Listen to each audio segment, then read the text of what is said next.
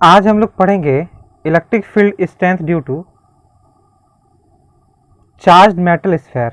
Metallic sphere है जो charge है, तो चार्ज मेटेलिक स्फेयर, तो मेटल पे जैसे ही स्फेयर कोई है मेटल का, उस पर सब चार्ज देंगे तो ये डिस्ट्रीब्यूट हो जाएगा, पूरे सरफेस पे डिस्ट्रीब्यूट हो जाएगा, है ना। ये पूरे सरफेस पे डिस्ट्रीब्यूट हो जाएगा, ऐसा हो जाता है। हम लोग पहले भी पढ़ चुके हैं।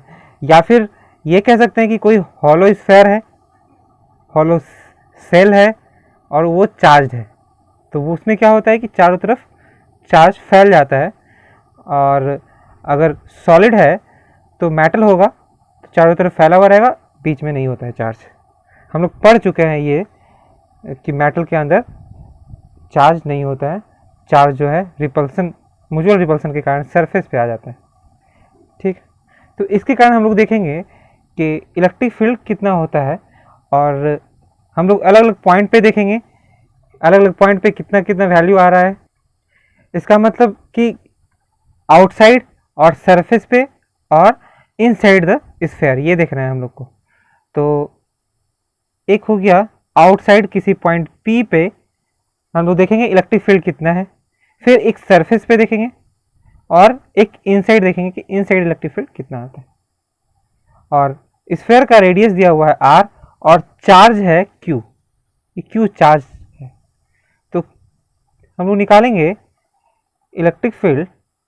तो यहाँ से देखो, ये जो चार्ज चारों तरफ है पॉजिटिव चार्ज, पॉजिटिव चार्ज के कारण क्या होता है, इलेक्ट्रिक फील्ड आउटसाइड होता है, जो पॉजिटिव से ओरिजिनेट होता है, इधर फैलेगा, है ना। तो ये अगर फैल रहा है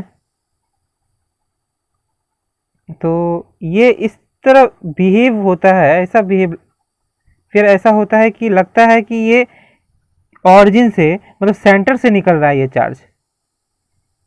जो इलेक्ट्रिक फील्ड है जो यहाँ से इस स्फेयर से ओरिजिनेट हो रहा है, पर दूर से अगर देखेंगे तो ऐसा फील होता है कि ये सेंटर से, किसी सेंटर से निकल रहा है बाहर की ओर, है ना। तो लिखेंगे यहाँ पे कि for outside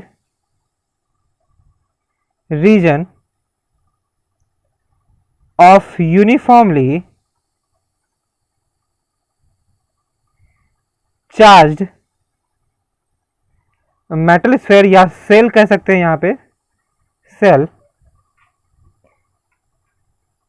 whole of its charge,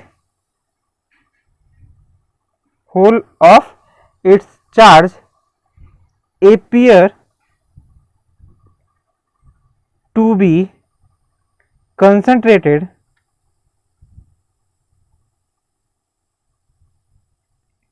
at its center।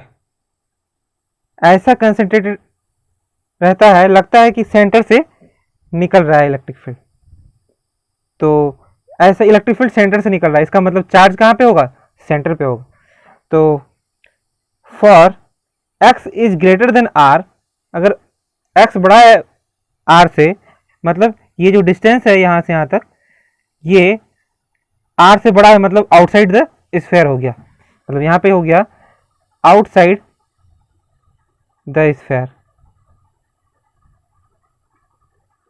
Sphere से बाहर की तरफ। ठीक है, तो इसके लिए हो जाएगा electric field outside is equal to k q by x square. ठीक है, के क्यू बाय एक्स स्क्वायर। हम लोग ये बिहेव होगा कि पॉइंट चार्ज है जो सेंटर पे कंसंट्रेटेड है, पूरा चार्ज कहाँ पे है, सेंटर पे। तो पॉइंट चार्ज की वजह से इलेक्ट्रिक फील्ड जो यहाँ पे होगा वही हो जाएगा तुम्हारा पी पॉइंट पे इलेक्ट्रिक फील्ड। तो पॉइंट चार्ज के कारण जो इलेक्ट्रिक फील्ड होगा वो हो जाएगा k q by x square, हम लोग पढ़ चुके हैं ऐसा। और for x equal to r, मतलब जब एक्स का वैल्यू आर हो जाएगा, मतलब सरफेस पे आ जाएगा, मतलब at surface, at surface, surface पे x के जगह पे ई एस इक्वल टू सरफेस के लिए x के जगह पे r वैल्यू पुट कर देंगे, मतलब के क्यू बाय आर स्क्वायर। ठीक है, ये हो गया तुम्हारा इलेक्ट्रिक फील्ड। और फॉर इनसाइड के लिए, for x less than r मतलब inside, inside the sphere, sphere के अंदर की अगर बात की जाएगी तो इनसाइड में इलेक्ट्रिक फील्ड जीरो होता है। जैसे कि हम लोग पढ़ चुके हैं इससे पहले वाला लेक्चर में, इससे पहले लेक्चर में हम लोग जान चुके हैं कि इलेक्ट्रिक फील्ड जो है और चार्ज जो है अंदर में जब जीरो होता है, कंसंट्रेट बाहर होता है, तो ये चार्ज इस तरह फैल जाता है कि इनसाइड इलेक्ट्रिक फील्ड जीरो हो जाए। ये हम लोग पढ़ चुके हैं मेटल के अंदर किस तरह चार्ज, मेटल पे अगर चार्ज देते हैं तो कैसे ये डिस्ट्रीब्यूट हो जाता है आउटर सरफेस पे, है ना। तो यहाँ पे लिखेंगे ई इनसाइड इक्वल टू जीरो, वो इस तरह फैलता है कि जीरो हो जाए। तो inside the metal, inside the metal body due to static charge electric field equal to zero, ये जीरो, ठीक है। और ग्राफ देखेंगे, ग्राफ देखेंगे E वर्सेस X, मतलब ये जो डिस्प्लेसमेंट है और इलेक्ट्रिक फील्ड जो बाहर निकल रहा है, यहाँ पे E electric field outside originate हो रहा है जो स्फीयर से, तो देखें कि किस तरह वैरी कर रहा है। इसका ग्राफ देखें तो यहाँ पे अभी जस्ट हम पता किए हैं कि इनसाइड मतलब जब x का वैल्यू r से छोटा होगा तो इलेक्ट्रिक फील्ड जीरो होगा। तो ग्राफ अगर बनाएंगे यहाँ पे, ये हो गया तुम्हारा ग्राफ, तो x वर्सेस E का ग्राफ। तो यहाँ से अगर ग्राफ बनाएंगे तो ये देखेंगे कि सेंटर से लेके सरफेस तक इलेक्ट्रिक फील्ड जीरो होता है। तो ये ग्राफ ऐसा हो जाएगा यहाँ पर, ठीक है। और जब ये x इक्वल टू आर हो जाता है, x का वैल्यू r के बराबर हो जाता है, जब ये यहाँ पहुँच जाता है सरफेस पे, तो ये वैल्यू सडनली इंक्रीज होकर के क्यू बाय आर स्क्वायर हो जाता है, x इक्वल टू आर की जगह पे ये हो जाएगा, सडनली यहाँ पे इंक्रीज हो जाएगा और ये वैल्यू हो जाएगा तुम्हारा के क्यू बाय आर स्क्वायर। इस पॉइंट पे जब x का वैल्यू r के बराबर होता है, और जैसे ही r से भी बड़ा हो गया x का वैल्यू r से बड़ा हो जाता है, तो इलेक्ट्रिक फील्ड देखो inversely proportional to the square of the distance, मतलब जैसे जैसे आगे बढ़ेंगे इनवर्सली प्रोपोर्शनल घटता जाएगा स्क्वायर। तो इसका ग्राफ जो होता है इस तरह, और इन्फिनिटी पे जाकर जीरो हो जाएगा, मतलब इलेक्ट्रिक फील्ड यहाँ पे जो है inversely proportional to x square होता है। ये हो गया। नेक्स्ट टॉपिक है electric field strength due to uniformly charge non conducting sphere. Non conducting sphere, तो देखो electric field strength due to a uniformly charged non-conducting sphere, ठीक है। नॉन कंडक्टर है, तो नॉन कंडक्टर में क्या होता है कि चार्ज ट्रांसफर जो है नहीं होता है, transfer of charge is not allowed. तो जहाँ पे चार्ज दिए तो रह जाता है और अंदर में ही फैला रह जाएगा, और रिपल्सन, म्यूचुअल रिपल्सन होने के बाद भी एक प्लेस से दूसरे प्लेस पे नहीं जा पाता है। तो यूनिफॉर्मली चार्ज है, ये तो समझेंगे कि यहाँ पे ये यूनिफॉर्मली चार्ज है और ये पूरा अंदर फैला हुआ है, ठीक है, यहाँ पे फैला हुआ है। और इसका रेडियस ले लेते हैं r रेडियस है और चार्ज इसमें q चार्ज है। तो फिर यहाँ पे अगर इलेक्ट्रिक फील्ड देखेंगे तो ये भी ऐसा फील होगा कि किसी ऑरिजिन से, सेंटर से इलेक्ट्रिक फील्ड निकल रहा है, ठीक है। तो यहाँ पर भी जैसे इलेक्ट्रिक फील्ड हर जगह निकालेंगे आउटसाइड, इस डायरेक्शन में होगा ई आउट पी पॉइंट पे, तो इलेक्ट्रिक फील्ड निकालेंगे पहले आउटसाइड, तो for outside x greater than r, x का वैल्यू r से बड़ा हो जाएगा, for x greater than r। अच्छा यहाँ पे फॉर लिखेंगे, ठीक है। तो x ग्रेटर देन r के लिए मतलब x ग्रेटर देन r का मतलब हो गया कि r से बड़ा है, बाहर है, ये x का वैल्यू जो है यहाँ से यहाँ तक वो r से बड़ा है, तो यहाँ पे आउटसाइड हो जाएगा। यहाँ पे भी वैसा ही फील होगा कि कंसंट्रेटेड है एट सेंटर, जितने भी चार्ज है सब कंसंट्रेटेड है सेंटर पे और इलेक्ट्रिक फील्ड बाहर की ओर निकल रहा है, तो यहाँ पे भी हो जाएगा k q by x square, electric field outside. और for x equal to r means at surface, surface पे ई s equal to k q by x की जगह पे आर वैल्यू पुट कर देंगे तो आर स्क्वायर हो जाएगा, ये हो जाएगा सरफेस पे इलेक्ट्रिक फील्ड, ठीक है। तो सरफेस पे इलेक्ट्रिक फील्ड पता चल गया है।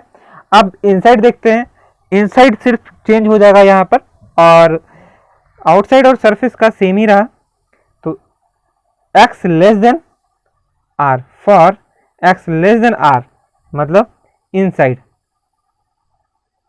इनसाइड स्फेयर, स्फेयर के अंदर, तो स्फेयर के अंदर हो जाएगा तुम्हारा, मान लो किसी पॉइंट यहाँ पे निकाल रहे हैं, सरफेस पे नहीं, अब स्फेयर के अंदर।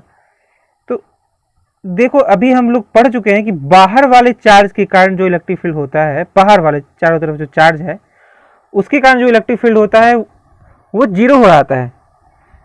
अभी जस्ट इससे पहले वाले क्लास में पढ़े हैं कि इलेक्ट्रिक फील्ड बाहर है तो अंदर में इलेक्ट्रिक फील्ड जीरो हो जाता है, लेकिन यहां पर जो है बाहर वाले चार्ज के कारण तो जीरो हो ही जाएगा इस पॉइंट पे, किसी भी पॉइंट पे, ये एक्स मान लेते हैं अभी, तो यहां पे तो जीरो हो ही जाएगा बाहर वाले के कारण, लेकिन अंदर वाले चार्ज के कारण कुछ तो इलेक्ट्रिक फील्ड होगा यहाँ पर, अंदर वाला चार्ज।